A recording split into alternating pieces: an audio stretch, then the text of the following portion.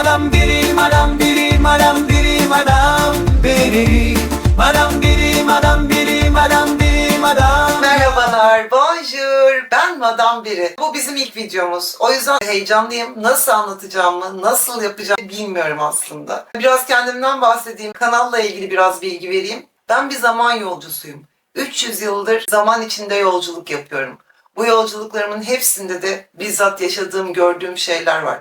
Ayrıca sizin merak ettiklerinizi de tabii ki neyi merak ediyorsanız bana sorarsanız hepsini eğer görmediysem gidip yerinde görüp gelip size anlatacağım. Bu kanalda ben size tarihle ilgili şeyler anlatacağım ama böyle herkesin anlattığı gibi uzun uzadıya böyle savaşların, siyasetin olduğu şeyleri anlatmayacağım. Çünkü kitapların hepsi zaten bunların hepsini yazdı. Hepiniz o tarihleri okudunuz. Ben öyle yazılarla falan konuşamam yani. Onu çok net bir şekilde söyleyeyim. Bilineni bilinmedik bir şekilde anlattı. Her şeyi gördü, anlattı zaman yolcusu. Madam biri, ilginç biri. Madam biri, gizemli biri. Madam... Biraz bize kendinizi tanıtır mısınız? Ben Madam Biri. 300 yaşında bir zaman yolcusuyum. Annem Avusturya hanedanından, Habsburg hanedanından o muazzam imparatoriçe Maria Teresa'nın kuzeni. Babam da Osmanlı sadrazamı Naili Abdullah Paşa. Asil bir aileden, asil bir soydan geliyorum yani. Bu arada en yakın dostum, can dostum da Nikola Tesla. Nasıl mı Nikola Tesla? Bunların hepsini size tek tek anlatacağım. İsterseniz çocukluğumdan başlayayım. Nasıl ben böyle karışık, nasıl hem Avusturya'dan hem Osmanlı'dan bir ebeveyne sahip oldum. Kraliçemiz Maria Teresa Osmanlı ile arasını iyi tutma konusunda çok ısrarlıydı. Çünkü Osmanlı'yı, Türkleri çok severdi. Annemle babamın evlenmesine de Osmanlı'nın arasının iyi olması açısından Maria Teresa kraliçemiz vesile olmuş. Annemi Edirne Sarayı'na babamla evlenmek için göndermiş. Annem geldiğinde çok da memnun değilmiş bu durumdan açıkçası.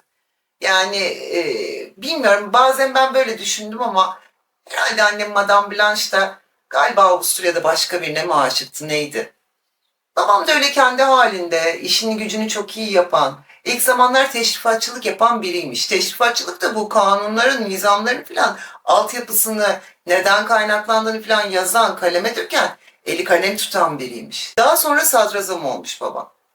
Onun sadrazamlığı da nasıl bir sadrazamlıksa 3 ay sürmüş. Kadırga yangını diye bir yangın var. Büyük bir yangın bu. İstanbul tarihinde, Osmanlı tarihinde. Yangın da 20 saat sürünce padişah da almış babamı sadrazamlıktan. Zaten hepsi de danışıklı dövüşmüş ya. Öbür sadrazam gelene kadar babamı zaten idareten koymuşlar. Bekliyorlarmış onun sakalı çıksın, bıyığı çıksın diye. Zaten adını da bıyıklı sadrazam koymuşlar sonra. Neyse babamı Girit'e sürmüşler. En sonunda da padişah babamı affediyor. Cide'ye vali olarak atıyor. Ondan sonra babacığım Allah rahmet eylesin. Nur içinde uyusun. Hac görevini yerine getirmek için hacca giderken yolda ömrü vefa etmiyor, ölüyor. Zaten annem de 3 yaşındayken bu üzüntülerden, bu sıkıntılardan annemin de ömrü yetmiyor. 3 yaşında annesiz kalıyorum, 10 yaşında babasız kalıyorum. Yani böyle bir hayatım vardı. Süt annem vardı, Hafize anam. Benimle hep o ilgilendi. Edirneliydi zaten. Ben Edirne'yi çok severim. Yani böyle ne zaman canım sıkılsa, sarayın içinde üzülsem o da benim o halime üzülürdü. Alırdı beni Edirne Sarayı'ndan götürürdü kendi köyüne. Aman o Trakya'nın ne güzeldir o halleri. Çok severim, bayılırım. Annemle babam ölünce Maria Teresa kraliçemiz diyor ki bu kızın annesi öldü, babası öldü. Yani biz çocuğumuzu niye bırakalım orada diyor. Padişaha haber gönderiyor. Biz kızı geri istiyoruz Avusturya, Hofburg Sarayı'na diye. Padişah da 3. Osman o sıralarda. Kız çocuklarını, kadınları zaten pek sevmezdi. Pek sevmezdi değil, hiç sevmezdi yani. Bak şöyle söyleyeyim sana. Haremde gezerken etrafında kadınlar ortaya çıkıp da gözüne gözükmesinler diye ayakkabılarının altına altın ökçeler yaptırırmış da öpsün de millet ortadan böyle çil yavrusu gibi dağılıversin diye. Yani sonuçta kız olmamın bir faydasını gördüm. Beni Avusturya hanedanlığına, Avusturya sarayına geri gönderdiler. Madam biri, ilginç biri. Madam biri, gizemli biri. Madam biri, 300 yaşında gizemli bir zaman yolcusu. 13 yaşındaydım gittiğimde. Küçücüktüm daha. Ama Maria Teresa kraliçemiz beni öyle severdi ki hep el üstünde tutardı. Marie Antoinette de o zamanlar 3 yaşında, daha 10 yaş var aramızda Marie ile. Süt annemi de götürdüm tabii yanımda, süt annem de benimle birlikteydi. Öyle böyle derken işte onların o hayatına uyum sağlamaya çalıştım. Ama onların çok güzel bir hayatı vardı. Böyle şey gibi değillerdi. Krallar, kraliçeler gibi böyle birbirlerine soğuk davranan insanlar değildi. Böyle normal sıradan aileler gibi ilişkileri vardı. Fakat Maria Theresa kraliçemiz biraz otoriterdi. Koskoca Kutsal Roma İmparatorluğu'nun da imparatoriçesi olsun o kadar yani. Ama Marie Antoinette annesine kök söktürürdü. Kadıncağız çalış diyor, ders çalışmaz. Otur, öğren, disiplin, dil, edebiyat, o bu yok bizimkinde. O istiyor dans etsin, eğlensin, gülsün, dolaşsın. Hiç unutmuyorum, bir gün Mozart geldi saraya. Küçücük, o da 7 yaşında filan, daha minnacık bir şey. Maria Theresa kraliçemizin üstüne atladı. O da bir değişik çocuktu. Anlatacağım hepsini sonraki bölümlerde. Çok değişik bir çocuk. Kraliçemizin kucağına atladı. Onu böyle sevgiye boğdu, sevdi, öptü filan kraliçemizi. Sonra koşuşturuyor, ufacık çocuk tabii. Böyle takıldı, ayağı yere düşer gibi oldu. Marie Antoinette bunu kaldırdı yerden. Sen o Mozart çapkını var ya, ne dedi biliyor musun? Ben dedi büyüyünce sizinle evleneceğim dedi. Bak Marie. Biliyorsunuz bu siyasetten evlilikler bütün imparatorluklarda, bizim dönemimizde o kadar yaygındı ki, işte annemle babamın evlenmesi gibi. Versay Anlaşması imzalandı Fransa ile Avusturya arasında. Ondan bayağı bir geçmişti herhalde, bir 8-10 yıl kadar olsa gerek. 15. Louis ile Maria Theresa kraliçemiz düşünüyorlar, taşınıyorlar, diyorlar ki bizim ittifakımız güçlensin. Biz gel şöyle güzel böyle yakından, 1. dereceden bir evlilik yapalım diyorlar. Bakıyorsun şimdi 16 tane çocuğu vardı Maria Theresa kraliçemizin. Ama hepsi evlenmiş, barklanmış. Kala kala işte Marie Antoinette kalmış. 2 tane ablası vardı. Yavrum kıyamam, onlar da çiçekten öldüler, su çiçeğinden öldüler. Kala kala sıra Marie Antoinette'e kaldı yani. Sonra karar veriyorlar işte evlenmelerine. İşte nasıl yapalım diyorlar. Şimdi Fransa'dan direkt arşidüşesi olarak giderse olur mu? O olmaz tabii. Arşidüşesi olarak gidemeyeceği için gıyabında abisiyle evlendiriyorlar. Sanki damadı temsil ediyormuş gibi abisi Marie Antoinette'in. Bunlar evleniyorlar. Marie Antoinette de beni alıyor, Hafize Hanım'ı alıyor. Biz hep beraber çıkıyoruz Fransa yoluna. Madame biri ilginç biri, Madame biri gizemli biri, Madame biri 300 yaşında, gizemli bir zaman yolcusu. Fransa'nın sınırına geldiğimizde bizi çok büyük bir şeyle karşılıyorlar, böyle Alman törenlerle, şeylerle, o insanları bir görseniz. Ama sen bizi bir gör. Bizde Fransızca diye bir şey yok. Marie Antoinette zaten eğlensin, dursun, başka bir şey yaptığı yok. Çalış dedi annesi, çalışmadı. Kadıncağız ne tembihler etti. Orada bizi güzel temsil et dedi. Bize kraliçe öyle birini göndermiş ki bu bir insan değil, bu bir melektir dedi. Bizim kız nerede? Ben zaten doğru dürüst Almancayı bile konuşamıyorum. Edirne'de büyümüşüm, 13 yaşına kadar kaç gün olmuş şuraya geleli zaten. Neyse, bizi karşıladılar bunlar. Bütün üstümüz, başımız, her şeyimiz değişti bizim. Her şey Fransa adetlerine göre giydirildi. Öyle Avusturya tamam bitti artık dediler. Neyse giyindik, kuşandık, hazırlandık. Aldılar bizi, götürdüler saraya, Fransa sarayına. O zaman gördüm Louis'i. 16. Louis, bu Marie'nin kocasını. Auguste onun adı. Isırık, kendi halinde, içine kapanık bir çocuk. 2 gün önce tanışıyorlar, 2 gün sonra düğünleri var. Sen düşün artık gerisini. Ne değişik şeyler yaşadık biz böyle. Sonra bunların işte düğününü başlıyorlar programlamaya. 2 gün sonra düğün var. Anam, bir düğün yapıyorlar. Bir göreceksin.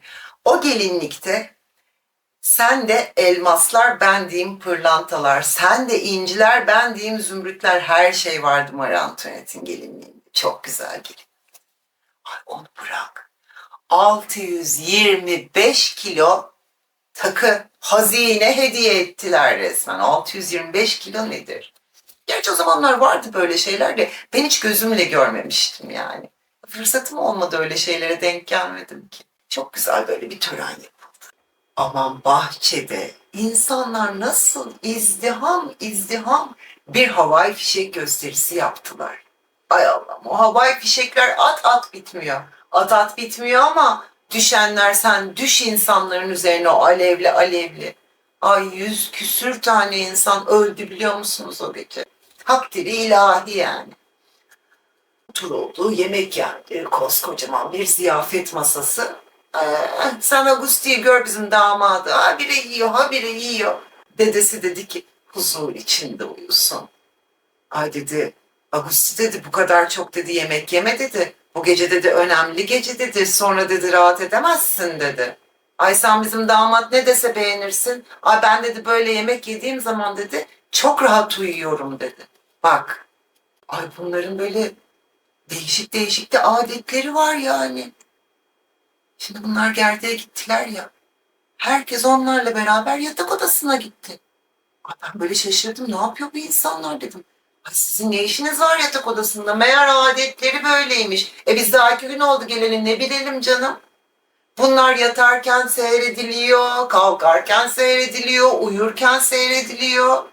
Ama Antoinette kıyamam. Oraya bakar, buraya bakar, insanların gözünün içine bakar, bana bakıyor böyle ne olacak diye. Ne bileyim ben. Neyse sonra en sonunda çıktılar. Lütfettiler, çıktılar odadan, bir tek kaldı. Rahip, peder. Ondan sonra da onları kutsadı falan, işte bir şeyler yaptı. 1 sene, 2 sene, 3 sene, 4 sene, 5 sene, 6 sene. Yok anam bunların çocuğu olmuyor. Çıktı mı var Antoinette'in adı Kısır'a. Kısır dediler, lezbiyen dediler. Aşk yaşıyor başkasıyla dediler. Augusti'ye 16. Louis'e iktidarsız dediler, dediler. Ay neler dediler, neler dediler. O kadar zor ki o saray hayatı. Kraliçe olmak da zor.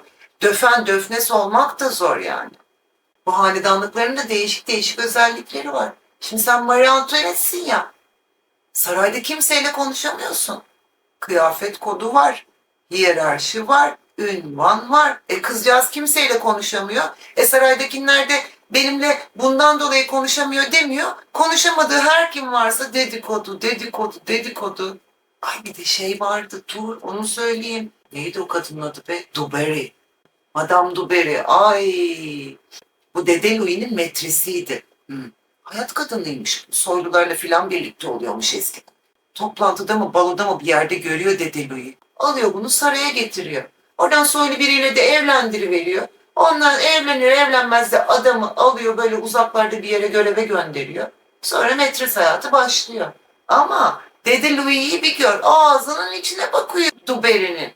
Duberry kimi sevmezse saraydan direkt atılıyor. Hani tavır falan koymak değil, atıyorlar insanları. Ay ben bunu sevmedim, bana kötü davrandı, bana aşağılayıcı gözlerle baktı diye. Bizim Marie Antoinette de o da az değil. Ne yaptı? Hiç bunun yüzüne bakmadı. Sen kimsin gibilerinden böyle. Duberry de taktı mı buna kafayı? Aralarını bozdu mu Dede Louis'le Marie Antoinette'in arası. Vallahi çok dertli işler be. Gerçekten çok dertli işler yani. Marie Antoinette böyle şey bir kızdı. Nasıl diyeyim? Ya böyle siyasetle şununla bununla işi yoktu. O eğlensin, balolar düzenlesin, takılar taksın. Çeşit çeşit kocaman kocaman elbiseler giysin. Aman onun o saçları, bir kuaförü vardı onun. Bir saçlar yapardı, mecmualar böyle onun saçlarınla, elbiselerinle dolar taşardı. Ay bir gün hiç unutmuyorum. Bir saç yaptırdı. Gemi şeklinde böyle. Ay bulun onun resmini falan koyun şuralara bir yere. Aman ne güzeldi, ne güzeldi. Bir de kumarı severdi. Kumarı severdi şimdi doğruya doğru. Ama kumarı sevmesinin de bana bir faydası oldu. Onu da bir sonraki bölümde anlatacağım. Nasıl bir faydası olduğunu. Ama iyi kızdı Marie Antoinette. Ben çok severdim. O da beni çok severdi. Bu arada benim adımı da bir koyan Marie Antoinette aslında, biliyor musunuz? Tabii benim bir şahtı babamın koymuş olduğu isim. Marie Antoinette bana sen çok komik birisin, sen çok eğlenceli birisin, sen çok değişik birisin diye sonra bana başladı biri demeye. Biri. Ondan sonra işte biri. Öyle oldum ben de. Madam biri. Aradan geçti 4-5 sene. Bir gün Bir baktık, bizim Dede Louis böyle bir fena, hasta gibi. Başladı yavaştan yavaştan yatmaya, yattığı yerden kalkmamaya. Dedi, benzer mi su çiçeği? Ay, aman ne zor günlerdi o günlerde. O su çiçeği olur, bu su çiçeği olur, o tüberküloz olur, bu verem olur. Herkesin bir derdi. Çocukları yaşatmak desen ona keza ayrı bir dert. Doğan yaşadı mı büyük sürpriz yani. Sonunda 15. Louis, Dede Louis hayata gözlerini kapatıyor. Kapattığı gibi bu saray ahalisi Madame du Barry'i o deren topan hemen saraydan gönderiveriyorlar. Tabii geliyor Auguste'nin 16. Louis'nin taç giyme töreni. Marie Antoinette kraliçe oluyor, kraliçe. Ay, bir taç takma, taç giyme töreni yaptılar. Dilleri destan. Çok yaşa Augusti, çok yaşa Augusti. Madam biri, madam biri, madam biri, madam biri. Madam biri, madam biri, madam biri, madam biri. Ama Marie Antoinette kimse sevmiyor. Sana onu söylemeyi unuttum. Düğünde. Yapılan o masraf var ya, 625 kilo işte takı takılmışmış, hazine verilmişmiş. Ay, Marie Antoinette'le evlenmesi, X evlense gene verilecekti o. Verilmeyecek miydi? Ondan sonra çıkarttılar işte o ekmek bulamıyorsa pasta yesinleri. Bak, daha düğün yeni olmuş, 2 gün olmuş geleli. O gün o laf çıktı. O lafların ardı, arkası asla ve kata bitmedi şekerim. Yok öyle bir şey, tabii ki demedi Marie Antoinette. Der mi canım öyle bir şey? Ay, ta Jeanne d'Arc onu ta ne zamanlar. Ben sana söyleyeyim, Marie Antoinette 8-9 yaşındaydı. Ne itiraflar mı, anılar mı diye bir kitabı var Jeanne d'Arc'ın. Orada prensesin söylediği laf o. Sen al o lafı, kızın üzerine yapıştırdılar mı o lafı? Aman. Ama öyle ya da böyle. Marie Antoinette de Fransa kraliçesi oldu mu? Oldu. Ay, ben de o gün o kadar mutlu oldum ki ama. Ay, canımdan çok sevdiğim Marie Antoinette'ciğim. Fransa'nın, koskoca Fransa'nın kraliçesi oldu. Taç giyme töreni oldu. Auguste kral oldu, Marie Antoinette kraliçe oldu ama bütün halk bekliyor ki bir tane çocuk olsun. Çocuk olmuyor. 7 yıl geçti diyorum evleneli, 7 yıl. Yok, çocukları olmuyor bir türlü. Söylemediklerini bırakmadılar. Sonunda süt annem benim, Hafize Ana, dedi ki, acaba dedi bu Auguste'yi dedi sünnet ettirseler dedi, bu dertlerin hepsi biter mi? Ben de dedim ki, ay anne, ben nasıl söyleyeyim onu? Neyse, gittim Marie Antoinette'in yanına. Dedim, bizde dedim sünnet diye bir şey vardı dedim Osmanlı'da dedim. Bütün erkekler sünnet olur. Acaba dedim bu dedim sağlık için iyidir derler dedim. Auguste'ye de dedim yaptırsak ne olur? Kızcağızın zaten gelmiş burasına kadar. Bıkmış çocuk. Bunlar gidiyorlar, konuşuyorlar. Öyle böyle, artık orasını bilmiyorum. Auguste'ye yapıyorlar mı operasyonu? Yapıyorlar. Ondan sonra. Geliyor mu çocuk? Geliyor. Yine bizimkinleri mutlu etmek mümkün değil. İlk çocuk kız oldu diye aman artık yine erkek çocuk olacak ya, veliaht prens olacak ya. Ama kıyamam Marie Antoinette'ciğim. Baktı o küçük Maria Teresa'ya. Mademoiselle Royal diyorlardı ona bütün sarayda. Baktı o ufacık bebeğine.